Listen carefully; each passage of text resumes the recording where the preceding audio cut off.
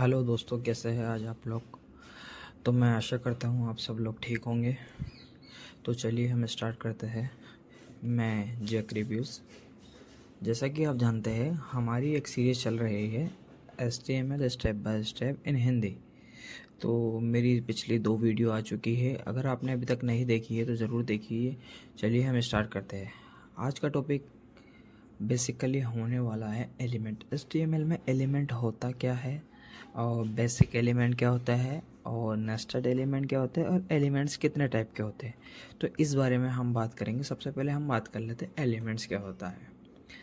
Elements एक तरीके से जब भी हम कोई वेब पेज बनाते हैं, उसके अंदर हमें कोई कंटेंट शो करना है तो हम उसको एलिमेंट्स में तोड़ के डालते हैं।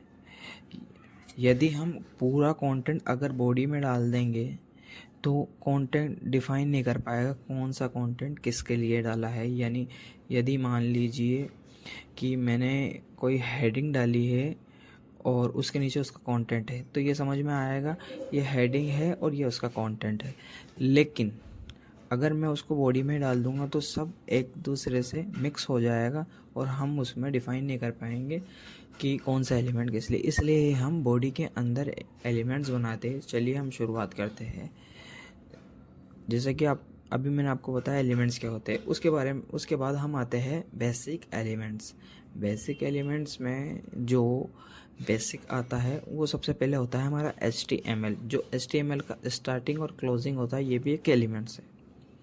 इसके अंदर हमारा पूरा ही एलिमेंट चलता है, ये मेन एलिमेंट्स होता है, इसी के अंदर हमारा पूरा कोड चलेगा। फिर एक आता है हेड एलिमेंट्स। हेड एलिमेंट्स के अंदर हमारी स्क्रिप्ट आती है, टाइटल वगैरह सब हेड एलिमेंट्स के अंदर आते हैं। इसके अंदर हम कंटेंट डालेंगे तभी तो शो होगा हेड में। और फिर टाइटल एलिमेंट्स में ये होता है कि जो भी हमारा वेब पेज का जो टाइटल होता है उसमें टाइटल एलिमेंट्स आता है। और बॉडी एलिमेंट्स, जैसे कि मैंने आपको बताया, अगर मैं सारा कंटेंट इसमें डाल दूंगा तो सब एक दूसरे से मिक्स हो जाएगा। इसलिए हमें इसके अंदर भी एलिमेंट्स लेने पड़ते हैं ताकि वो डिफाइन रहे। जैसे कि मैंने आपको बताया था H1 जो है हेडिंग्स होती है, ये भी एलिमेंट्स में आती है, और पैराग्राफ भी एलिमेंट्स में आते हैं। ये है बेसिक एलिमेंट्स। ये तो यूज़ आएंगे ही आएंगे, आप चाहकर भी इनको इग्नोर नहीं कर सकते। फिर आते हैं नेस्टेड एलिमेंट। नेस्टेड एलिमेंट्स वो होते हैं जिन एलिमेंट्स के अंदर नया एलिमेंट्स आता है। जैसे कि मैंने एग्जांपल के लिए समझा रखा है, ये P है, मैंने टैग ले रखा है, इसके अंदर मैंने एक एलिमेंट्स और डाल रखा है स्ट्रॉन्ग। जिस एलिमेंट्स के अंदर एक और एलिमेंट्स नया एलिमेंट्स आएगा उसे हम नेस्टेड एलिमेंट्स कहते हैं। Got it. जिस एलिमेंट्स के अंदर एक और नया एलिमेंट्स आए उसे हम नेस्टेड एलिमेंट्स कहते हैं। अब एलिमेंट्स के टाइप्स हम जान लेते हैं।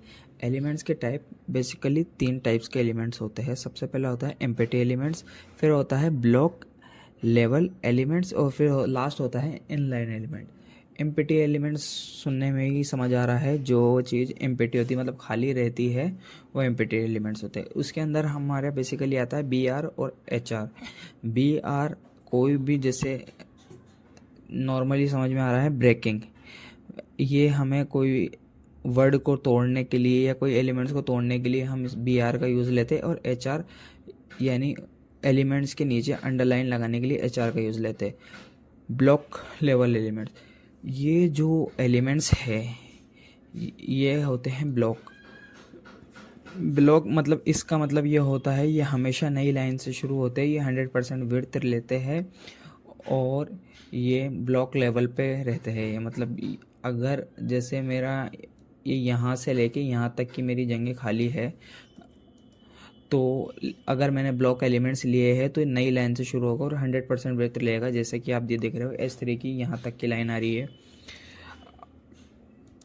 फिर स्टार्ट आते हैं इनलाइन एलिमेंट्स। इनलाइन एलिमेंट्स में बेसिकली A आता है, स्पेन आता है, स्ट्रॉन्ग आता है और B टैग आता है। A का मतलब तो आप समझ ही रहे हो, HREF। ये कभी भी नई लाइन से स्टार्ट नहीं होते, इनको जहाँ जगह मिलती है वहीं एडजस्ट हो जाते हैं ये। और स्पेन का भी सेम यही है। स्ट्रॉन्ग मैंने आपको बता ही दिया, P के अंदर एलिमेंट्स था ये। और B जो बोल्ड टैग होता है, B और बोल्ड टैग है ना, दोनों सेम होते हैं, बस इनका यूज़ अलग अलग जगह पे होता है। स्पैन एलिमेंट्स भी जैसे कोई कंटेंट के अंदर मुझे कुछ लेना है तो मैं उसको स्पैन में अलग कंटेंट लूँगा। तो मैं आशा करता हूँ आपको ये जानकारी समझ में आई होगी। अगर आपको कुछ भी डाउट है तो कमेंट में मैसेज कीजिए, मैं आपको रिप्लाई दूंगा। अगर तो भी नहीं समझ में आया तो आप मेरे को ईमेल पे मैसेज कर देना, मैं आपको कॉल करके आपको और बेटर समझा दूंगा।